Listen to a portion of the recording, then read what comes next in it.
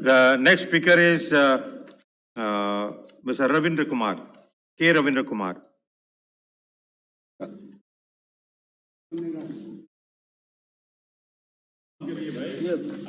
Yes.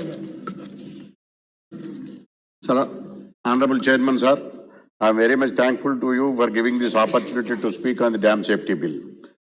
This bill is mandated to provide surveillance, inspection, operation and maintenance of the specified dam of prevention of dam failure, related disasters, and to provide for institutional mechanism to ensure their safe functioning and for matters connected thereto or incidental thereto. Sir, dams have played key role in rapid sustainable agricultural and rural growth of our country.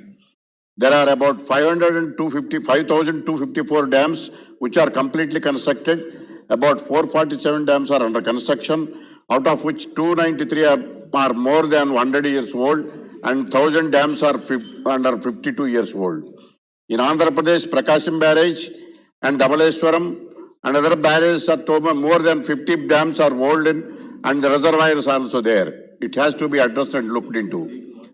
Sir, Polavaram project in the state of Andhra Pradesh was given the status of national project in pursuance of the AP Reorganization Act. The project construction was in full swing till 2019. Subsequently, the progress of the said project is very slow. Earlier, the technical committee approved the revised DPR of about 55,000 crores. Till now, it has not been finalized. During Sri Nara Chandrababu Naidu regime till 2019, the state spent its money and bring it to the stage, and thereafter the state government is not in a position to invest any money on this project. I request the Honourable Minister to be magnanimous and generous towards Andhra Pradesh and to see that the revised DPR has to be approved and released. Polavaram project is to be completed in a time-bound manner. The only 2 years is left out of 10 years. In respect of clause 24 of the bill, states like Tamil Nadu, Kerala, etc. have expressed their strong reservations on this bill since it is encroaching upon the rights of the states. As per clause 24, clause 1, subclause 1, the entire powers of authority will vested with the National Committee.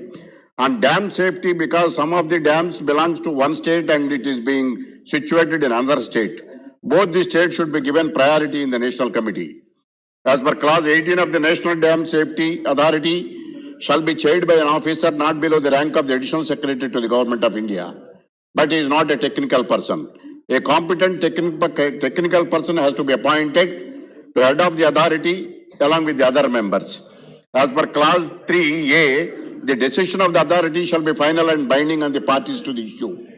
It shows there is no appellate authority to question the decision of the single member authority. It is not advisable legally. The bill does not define the term of stakeholders. Similarly, the bill does not focus on the operational safety, only focused on the structural safety. As per clause 5 of the bill deals with the composition of the National Committee on Dam Safety. Clause 5(1)(c), not exceeding 7 representatives of the state government of the level of engineering in charge are equivalent to by rotation nominated by the central government. The central government is appointing only 7 members from 29 states on rotation basis.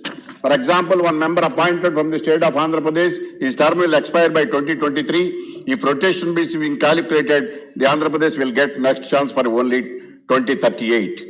This will create so many problems.